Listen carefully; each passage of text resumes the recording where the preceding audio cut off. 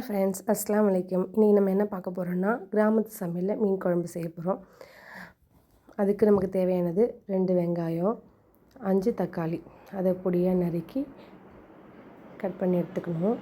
Cut பண்ணதுக்கப்புறம் வெங்காயம் தனியாக, தக்காளி தனியாக அரைச்சிடணும். இப்போ வெங்காயத்தை பேஸ்ட்டாக அரைச்சாச்சு. அதுக்கப்புறம் தக்காளி பேஸ்ட்டாக அரைக்கணும். ரெண்டுத்தையும் பவுலில் மாற்றினதுக்கப்புறம் 10 சின்ன வெங்காயம், 10 பல் பூண்டு 2 உரலில் போட்டு இடித்து நல்லா எடுத்துக்கணும். அப்புறம் அடுப்பை ஆன் பண்ணதுக்கப்புறம் கடாயை போட்டு மசாலாலாம் வறுத்தெடுக்கணும். அதுக்கு தேவையான பொருட்கள் என்னென்னா, காஞ்ச மிளகா ஃபஸ்ட்டு வறுத்து எடுத்துடணும். ஏன்னா காஞ்ச மிளகாத்தோட எல்லாத்தையும் போட்டால் வறுபடாது. அதுக்காக காஞ்ச மிளகா தனியாக வறுத்து எடுத்துக்கணும். அது வறுத்து பொன்னிறமானதுக்கப்புறம் அது ஒரு பிளேட்டில் மாற்றி எடுத்துடலாம்.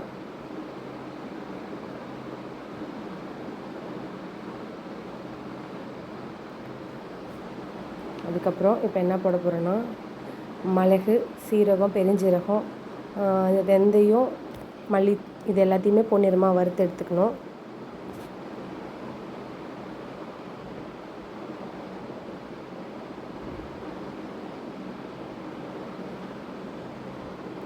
எப்போதும் நம்ம நார்மலாக செய்கிறத விட இந்த மாதிரி பொன்னிறமாக வறுத்து அரைச்சி நம்ம செய்கிற குழம்பு ரொம்ப டேஸ்ட்டாக இருக்கும். இப்போ எல்லாத்தையும் வறுத்தாச்சு. இதை ஒரு மிக்ஸி ஜாரில் போட்டு நம்ம அரைச்சி எடுத்துக்கலாம்.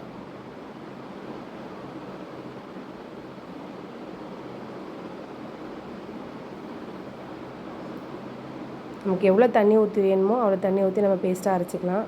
அடுப்பை ஆன் பண்ணிவிட்டு அதுக்கப்புறம் நம்ம கடாய் ஒன்று போட்டு நம்ம குழம்பு தாளிக்க ஆரம்பிச்சிடலாம். கடாயில் ஃபஸ்ட்டு எண்ணெயை ஊற்றிட்டு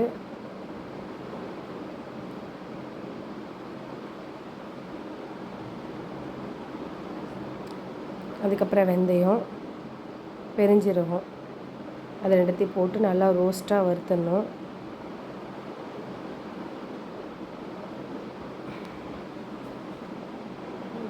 இப்போ நல்லா பொரிஞ்சிட்ருக்குது. அதுக்கப்புறம் என்ன பண்ணணும்னா,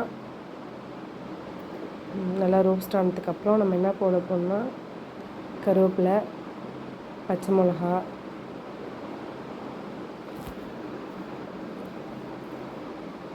இப்போ நம்ம தனியாக அரைச்சி வச்சுருக்கோம் இல்லையா, சின்ன வெங்காயமாக பூண்டும், அதுவும் ரெண்டுத்தையும் அதில் போட்டுடணும்.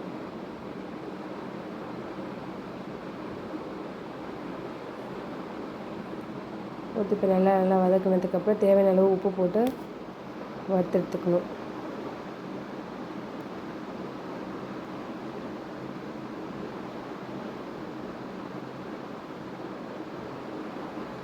நல்லா வதங்கணும். நல்லா பொன்னிறமாக வதங்கினதுக்கப்புறம் அரைச்சி வச்ச வெங்காயம் விழுதும் தக்காளியும் அதோட மிக்ஸ் பண்ணி வதக்கணும். நல்லா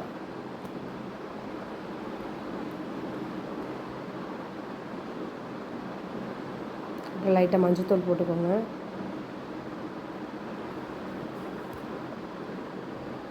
மஞ்சள்தூள் போட்டு நல்லா வதக்கினதுக்கப்புறம்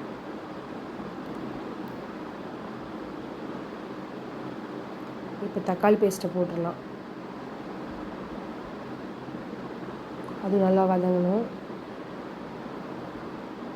கொஞ்ச நேரம் மூடி வச்சினோன்னா அது கொஞ்சம் நல்லா வெந்துடும். வெந்ததுக்கப்புறம் ஓப்பன் பண்ணி பார்த்தா நல்லா வெந்து ஜூஸ்லாம் இறங்கியிருக்கும். இப்போ நம்ம அரைச்சி வச்ச விழுது இருக்கு இல்லையா, அதை அதில் போட்டுடணும். நம்ம எந்த ஒரு கரம் மசாலாவோ இல்லை நம்ம தனியாக எந்த ஒரு மிளகாத்தூள் எதுவுமே போடாமல் இந்த பேஸ்ட்டை மட்டும்தான், நம்ம அரைச்சி வச்ச பேஸ்ட்டை மட்டும்தான் இதில் மிக்ஸ் பண்ணுறோம். இது ஒரு 10 மினிட்ஸ் நல்லா வேக வச்சு மூடி வைக்கணும். நல்லா வெந்துடுச்சு. இப்போ இந்த டைமில் நம்ம புளி ஊற வச்சுருப்போம் இல்லையா, மீன் குழம்புக்கு புளி தான் மெயின். மீன் குழம்பு பொறுத்த வரைக்கும் புளிப்பு இருந்தால் தான் நல்லா டேஸ்ட் கொடுக்குன்னு சொல்லுவாங்க. அதுக்கு தேவையான அளவு நீங்கள் எவ்வளோ புளிப்பு சாப்பிடுவீங்களோ அந்த அளவுக்கு தேவையான புளியை நீங்கள் ஊற வச்சுக்கோங்க. ஊற வச்சு அந்த புளி கரைசலை அந்த குழம்புல நம்ம ஊற்றிடலாம்.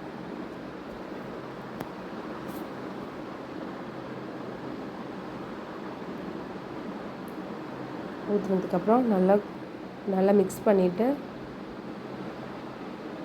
நம்ம மூடி போட்டு மூடி வச்சிடலாம். நல்லா கொதிக்கணும்.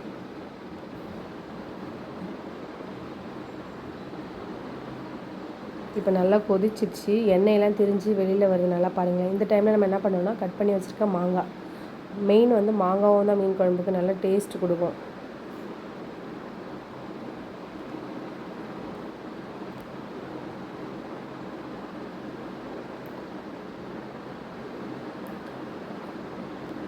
இப்போ மாங்காய் போட்டு மூடி வச்சிடலாம்.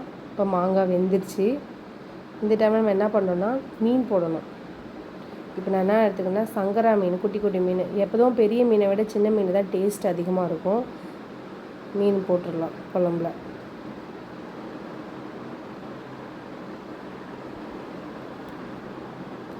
மீனெல்லாம் போட்டு மூடி வச்சிடலாம்.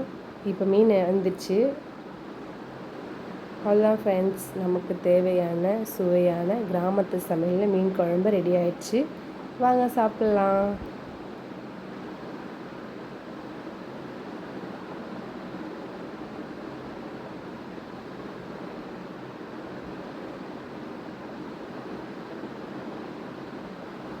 அந்த குழம்பு இந்த சாப்பாட்டில் ஊற்றும் போதே நல்லா மணமாக இருக்குது. சாப்பிட்டா இன்னும் நல்லா டேஸ்ட்டாக இருக்கும்ல.